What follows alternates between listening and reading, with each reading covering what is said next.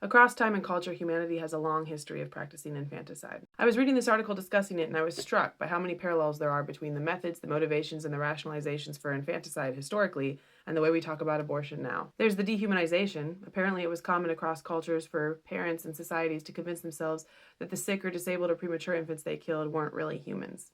Even if they killed healthy newborns, they often had ways of convincing themselves that the newborn wasn't yet a child. In fact, a lot of times it was formalized in ritual where they had to have a naming ceremony, or they had to give the child food, or they had to have a baptism before the child actually had a right to live.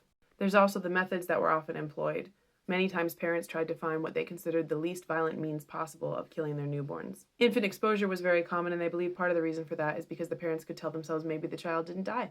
Maybe somebody found the child and adopted her and she's okay.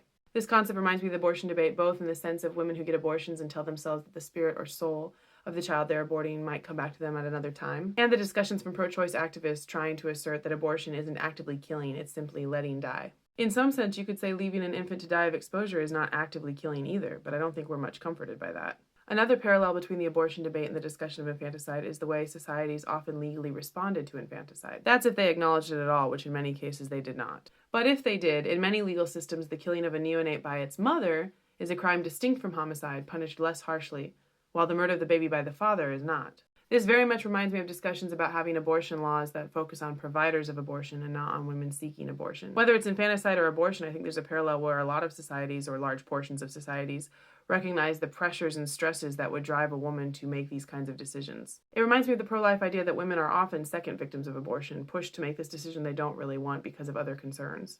And like abortion, infanticide was basically a really horrible method of birth control. The consistent risk factors for whether a baby was likely to be killed was if the baby was sick or deformed or premature, or was born when the mother already had small children at home, or was born of illegitimate circumstances, or in many cases if the baby was female. But they all point to the same issue, which is societies and parents with limited resources trying to figure out how many children they can take care of and which ones they can care for and which ones they can't. There were some efforts to curb infanticide by having what were called foundling hospitals, where women could give up their children without any questions asked, but overall it didn't make a huge difference in the rate.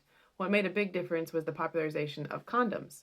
In other words, preventing pregnancy prevented infanticide. This is especially noteworthy because the author of this piece believes that infanticide might make somewhat of a comeback. In particular, she highlights efforts in the United States to make abortion illegal while restricting access to birth control. That's interesting because there is a ton of effort to make abortion illegal, and there is very little effort at all to restrict access to birth control.